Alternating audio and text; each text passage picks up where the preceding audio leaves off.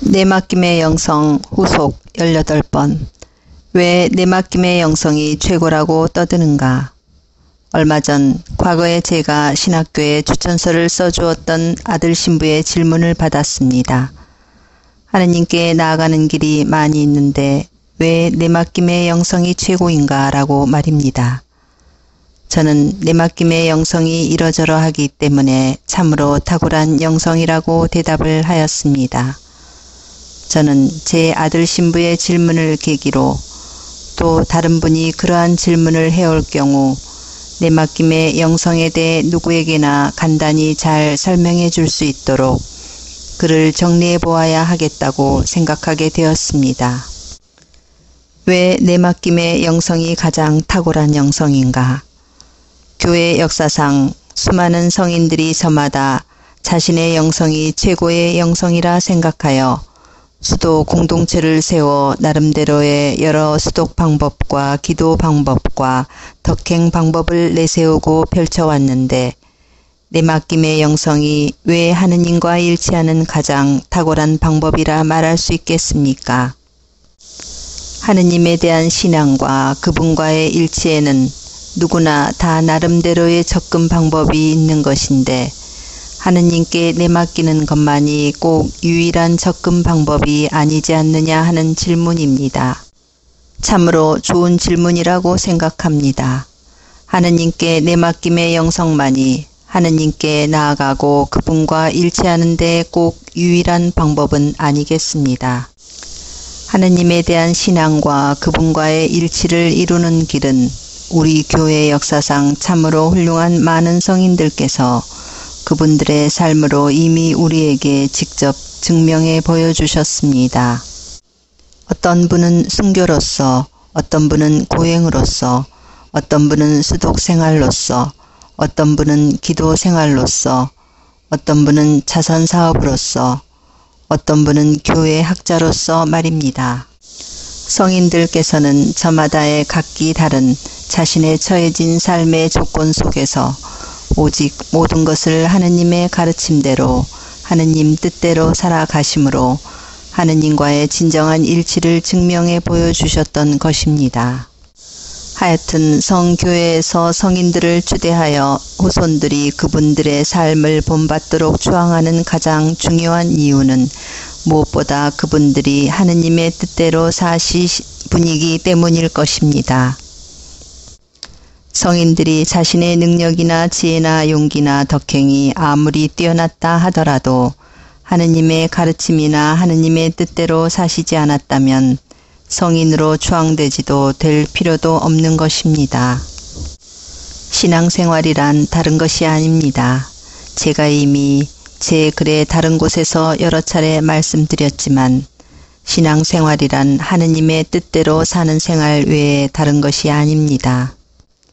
신앙이란 하느님을 앙모, 공경과 사랑하는 것이요. 하느님을 사랑하는 사람은 자신의 창조주의 뜻대로 살아야 하는 것입니다.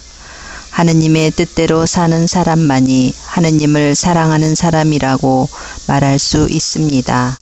하느님에 대한 신앙과 그분과의 일치를 이루는 최고 최선의 방법은 다름이 아니라 하느님을 사랑하는 것입니다.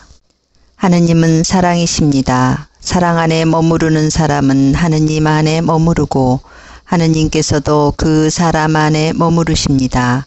요한일서 4장 17절.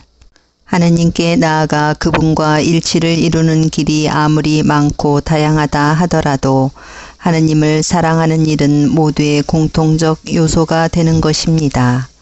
하느님을 사랑하지 않고 하느님과 일치할 수 없기 때문입니다. 그렇다면 어떻게 하는 것이 가장 하느님을 사랑할 수 있는 길이겠습니까? 어떻게 사는 것을 하느님께서 우리에게 가장 많이 바라시는 것일까요? 여러분 각자가 개인적으로 답을 내려보시기 바랍니다. 순교가, 고행이, 수독생활이, 관상생활이, 자선사업이, 희생적 생활이, 저는 이러한 생활들은 하느님을 진정으로 사랑하게 되면 저절로 나오게 되는 결과라고 생각합니다. 사실 저는 하느님께 나아가 하느님과 일치하는 모든 길 모든 방법은 하느님에 대한 사랑의 결과로 나타나게 되는 것이라고 생각하기에 하느님과 일치하는 방법이라는 말을 정확히 표현하고자 한다면 하느님과 일치하는 행위라고 말하는 것이 더 정확한 표현이라고 생각합니다. 저는 하느님과 일치하는 방법은 단 한 가지밖에 없다고 생각합니다. 그것은 정말 하느님을 진실로 사랑하는 것, 이것 하나밖에 없습니다.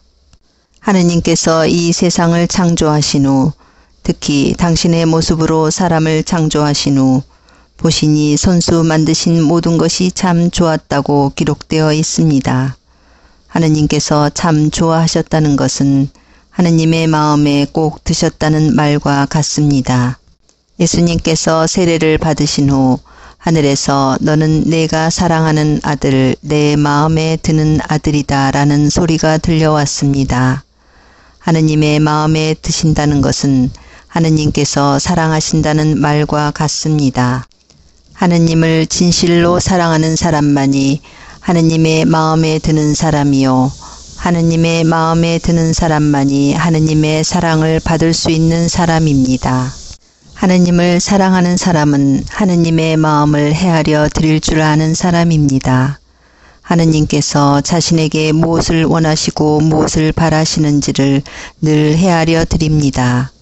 하느님께서 원하시고 바라시는 것이 바로 하느님의 뜻입니다. 하느님의 뜻을 헤아려 하느님의 뜻대로 살아가는 사람만이 진실로 하느님을 사랑하는 사람이라고 말할 수 있습니다. 하느님의 뜻은 사람마다 다르게 나타날 수 있는 것입니다.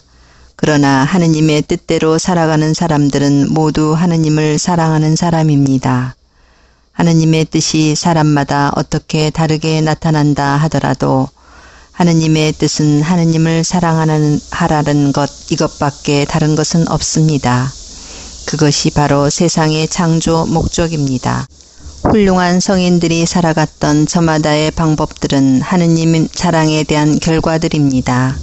성인들도 처음엔 그렇게 사는 것이 하느님과 일치하기 위한 최선의 방법이라 생각했을 것입니다. 그 방법대로 살기 위해 무척 많은 노력을 기울여야 했습니다. 그것은 자신의 능력과 노력으로 사는 삶이었습니다. 그래서 무척 힘이 들었습니다. 모든 것이 순리대로 살면 힘이 덜 드는 것입니다. 성인들도 순리대로 살지 않았기 때문에 무척 힘들게 사셨던 것입니다. 먼저 하느님을 진실로 사랑했다면, 그리하여 하느님께 먼저 내맡기셨다면 하느님의 능력으로 살 수 있었기에 그렇게 힘들게 살지만은 않았을 것입니다. 그렇다면 그 훌륭한 성인들이 하느님을 사랑할 줄 몰랐었다고요? 네, 저는 그렇다고 생각합니다. 성인들도 처음엔 하느님을 진실로 사랑하는 법을 잘 몰랐을 것이라고 저는 감히 말하고 싶습니다. 하느님께 내맡기면 순교를 하든 고행을 하든 수덕생활을 하든 자선사업을 하든 희생생활을 하든 무엇이든 자신이 스스로 무엇을 하려 하지 않으며 하느님께서 시키는 대로만 하게 됩니다. 하느님의 뜻대로 하느님께서 원하시는 것을 하느님께서 시키는 대로만 살면 하느님께서 함께 해주시고 하느님께서 살아주시기 때문에 힘이 드는 일이지만 힘이 드는 일이라 하더라도 그렇게 힘이 들지 않습니다. 하느님께서 먼저 우리를 사랑하셨기에 하느님과 일치하기 위해서는 제일 먼저 우리도 하느님을 사랑해야 합니다. 하느님을 진실로 사랑해야 합니다. 하느님을 뜨겁게 사랑해야 합니다. 그것이 순리입니다. 아마 잘 모르긴 해도 성인들도 나중에야 그 사실을 알게 된 분이 무척 많을 것입니다. 하느님을 진실로 사랑하면, 뜨겁게 사랑하면 힘든 일도 그렇게 힘들게만 느껴지지 않습니다. 물론 때로는 하느님께서 당신의 뜻이 계셔서 일부러 큰 어려움을 주시기도 하시겠지요. 그렇지만 사랑은 힘든 것이 아닙니다. 진실한 사랑은 때로는 힘들어도 행복합니다. 하느님은 사랑의 근원이시기 때문입니다. 하느님은 행복의 근원이시기 때문입니다. 사랑하는 여러분, 서로 사랑합시다. 사랑은 하느님에게서 오는 것이기 때문입니다. 사랑하는 이는 모두 하느님에게서 태어났으며 하느님을 압니다. 사랑하지 않는 사람은 하느님을 알지 못합니다. 하느님은 사랑이시기 때문입니다. 요한 1서 4장 7절. 사랑의 근원이신 하느님께서 당신의 모습대로 창조하신 사람은 그 사랑을 닮은 작은 사랑입니다. 하느님은 큰 사랑이십니다. 작은 사랑은 큰 사랑을 본받아 점점 커져야 합니다. 작은 사랑이 큰 사랑이 되기 위한 가장 좋은 방법은 자신을 큰 사랑에 내맡겨야 하는 것입니다. 진실한 사랑은 서로의 사랑을 믿고 내맡길 줄 압니다. 자신의 모든 것을 내맡기는 사랑에는 미래에 대한 희망이 샘솟습니다. 자신의 모든 것을 내맡기지 못하는 사랑은 진실한 사랑이 아니며 그러한 사랑에는 걱정과 두려움, 더 나아가 절망이 있을 뿐입니다. 하느님은 참 사랑이십니다. 하느님은 우리의 참 주인이십니다. 그분께 우리의 모든 것을 내맡길 수 있어야 합니다. 그분께 내맡기면 두려울 것이 없습니다. 그분께 내맡기면 우리의 모든 것이 되어주십니다. 우리의 힘이 되어주십니다. 우리의 희망이 되어주십니다. 그러므로 이제 믿음과 희망과 사랑 이 세 가지는 계속됩니다. 그 가운데에서 으뜸은 사랑입니다. 고린토 1서 13장 13절. 하느님께 자신의 모든 것을 내맡기는 사람은 하느님에 대한 굳은 믿음이 있는 사람입니다. 그 사람은 오직 하느님께만 희망을 둡니다. 하느님께 대한 믿음과 희망을 둔 사람은 자신의 모든 것을 사랑하올 하느님께 다 내맡길 수 있습니다. 가끔 하느님께 내맡기는 것을 구속되는 것으로 잘못 생각하는 분도 계시는데 그것은 엄청난 오해입니다. 진실로 사랑하는 사람은 오히려 서로에게 구속되기를 간절히 바랍니다. 서로에게 묶이고 구속되는 것이 오히려 자유로운 삶입니다. 사랑으로 서로에게 묶이길 원하지 않는 사랑은 거짓 사랑입니다. 거짓 사랑은 무책임합니다. 끝이 있습니다. 일시적입니다. 하느님께서는 우리의 모든 것을 당신께 내맡기기를 간절히 바라십니다.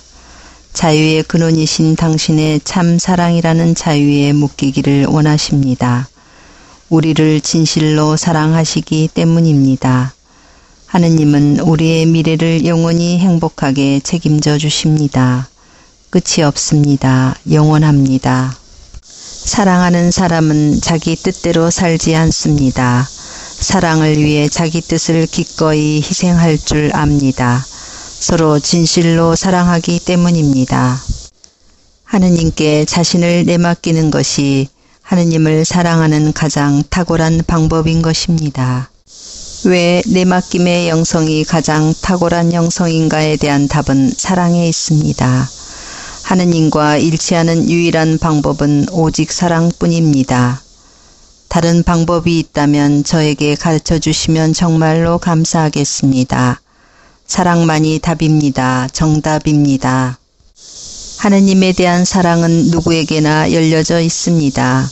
똑똑하고 지혜롭고 유능하고 특별한 사람만이 하느님을 사랑할 수 있는 것이 아닙니다. 오히려 단순하고 평범하고 힘없는 사람들이 하느님을 사랑하기에 더 유리합니다. 하느님을 선택하는 사람은 누구나 하느님을 사랑할 수 있습니다. 하느님께 우리의 모든 것을 내맡기면 당신의 뜻이 우리 안에 오셔서 우리를 살아주십니다. 하느님의 다스리심이 시작되는 것입니다. 하느님의 나라가 이 세상에서 시작되는 것입니다. 삶이 기도가 되고 기도가 삶이 되는 삶을 살아갈 수 있게 되는 것입니다. 이것이 바로 하느님의 뜻입니다. 이제는 내가 사는 것이 아니라 그리스도께서 내 안에 사시는 것입니다. 갈라디아서 2장 20절. 하라 하지 말고 하라. 하지 마라 내가 하지 마라. 내 안에 계신 그분께서 하시게 하라. 살라 삶 없이 살라. 살지 마라 내가 살지 마라. 내 안에 계신 그분께서 사시게 하라.